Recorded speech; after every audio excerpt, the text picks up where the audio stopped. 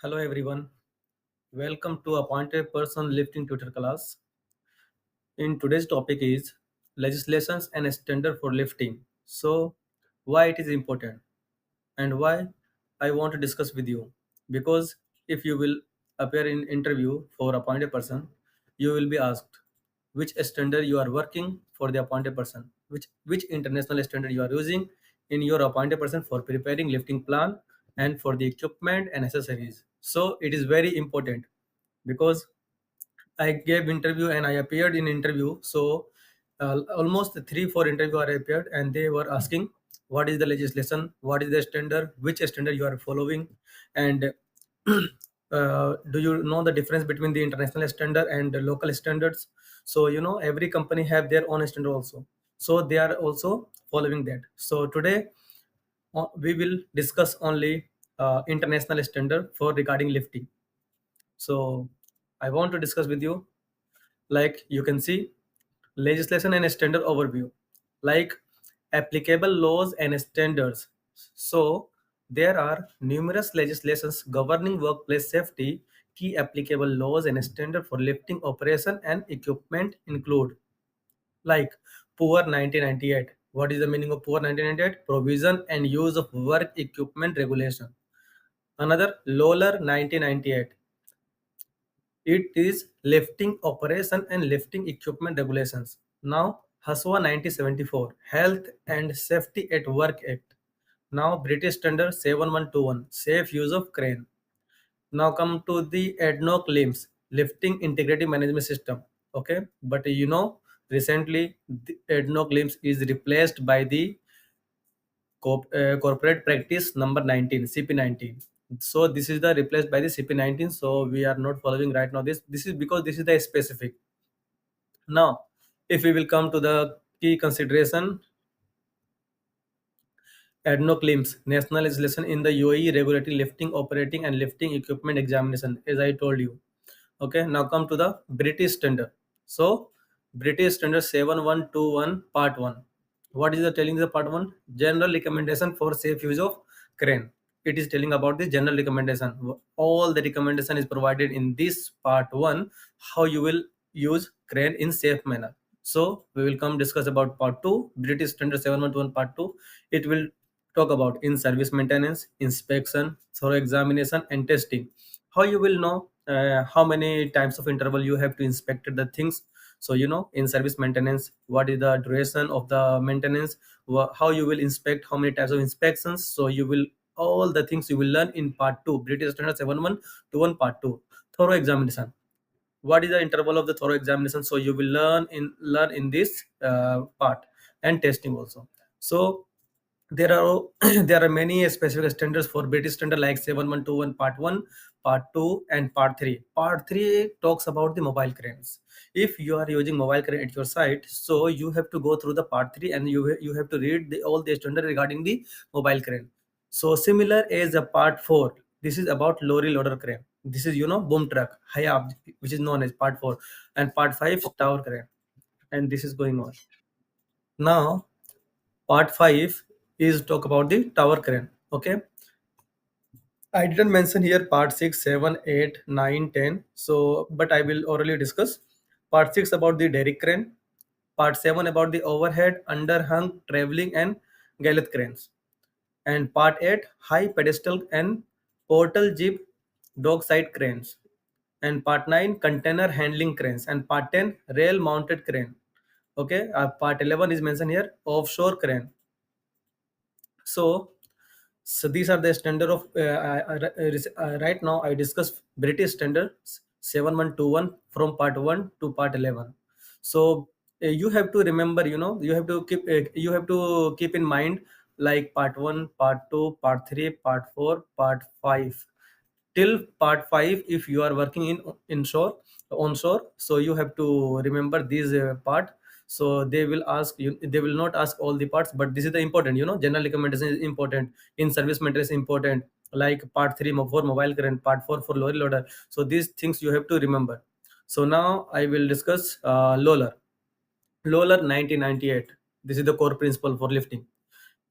In this, Lifting operation and lifting equipment regulation 1998, came into effect on 5th December 1998. So they apply and relate to ship merchant shipping, risk assessment, general workplace safety, call upon employer, ensure that the strength and stability of lifting equipment adequate for every lift. So these are insurity. So these are standard which are following in the lifting. Equipment covered. So we will discuss here which equipment is going to be covered here and which is not going to be covered according to Lola. So lifting equipment includes any equipment used at work for lifting or lowering the loads, including attachment used for fixing, anchoring, or supporting. Okay, like cranes. We are using at the side crane, forklift trucks, MEWPS, etc. And lifting accessories such as chain slings, wire rope slings, eye bolts, and cycles. These are covered under the loader. So we will discuss regulation number. So it is very important. If we discuss loader like regulation number 5, regulation number 7, regulation number 8, and regulation number 9. These are four standard which is very important for the mobile crane. So you have to keep in mind while you are appearing in any interview. So regulation number 5 and regulation number 7, what it is talking about. So if we talk about the regulation number 5, regulation number 5 is talking about the lifting equipment for lifting persons. Okay, this is specifically if your equipment is being used for lifting person, so you have to go through the standard regulation number 5 lola 1998. You will you will read all the articles related to this lifting if you are going to lift the person. A specific safety requirements and precautions on equipments used for personal transport, it is mentioned. Okay, now we will discuss regulation number 7. It is talk about marking of lifting equipment, mandatory marking of safe working loads SWL for all foreseeable configuration and whether suitable for lifting persons or not. It also should be marked, it is suitable for person or not. Okay, so we discussed 5 and 7. Now we will discuss 8. Organization and control, like you are preparing lifting plans, so you have to follow the standard. According to this standard, if you are applying, so you are properly planned and competent person, appropriately supervise and carry out in the safe manner. So this is the regulation number 8. Now discuss regulation number 9. This is very important. This regulation number 9 talks about the competency thorough examinations. In thorough examinations, what is the duration of accessories, what is the duration of equipment, what is the, if you are lifting the person, what is will be the duration of the lifting equipment interval of thorough examinations. So in this you will learn competent person must have appropriate theoretical knowledge and practical knowledge with experience. The term competent person require carry out planning means the person must have the skill, knowledge, experience to make relevant assessments of the requirement of lifting equipment and task execution. Now regulation number 9, what is it telling about thorough examination? Contain minimum requirement for thorough examination and inspections, like accessories and man riding. What they are writing, man riding accessories. For accessories, if you are using in accessories, so you have to be inspect in every 6 month interval for accessories. For equipment, you for lifting equipment, you have to do examination, thorough examination every 12 months. But there is a condition: if that equipment is used for lifting person, that in that condition you have to go thorough examination in interval of 6 months. Okay, so equipment also coming under the 6 month when you are doing lifting for person. Now this is poor 1998. Provision and use of work equipment regulation number 9, regulation 1998. In poor regulation number 4, what is it talking about? Suitability of work equipment means the equipment you are using for the working, is it suitable or not? Every employer shall ensure that equipment is constructed, adapted, and suitable for the purpose of which it is being used or provided. Working condition and risk. And regulation number 6, if you will see poor 1998, this is only telling it will tell about you only provision and use of work equipment regulation, it is suitable or not, that's it. Like see regulation number 6, inspection. Every employer shall ensure safe installation, proper condition of equipment, and that is it has been thoroughly inspected.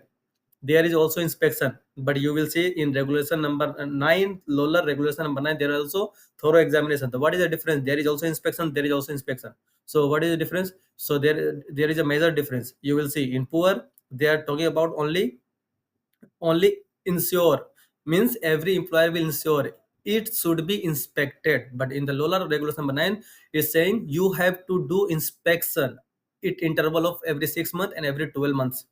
This is the major difference in poor regulation number 6 and lower regulation number 9. So if you find any problems or if you are not able to understand any standard, so comment me in this video section, so I will reply you, and whatever the confusion you can ask me, and the next video you can suggest me what kind of video you want to make. I will make that video. Okay, so thank you for watching. So like, share, subscribe for more rigging and legislation masterclass. Thank you so much.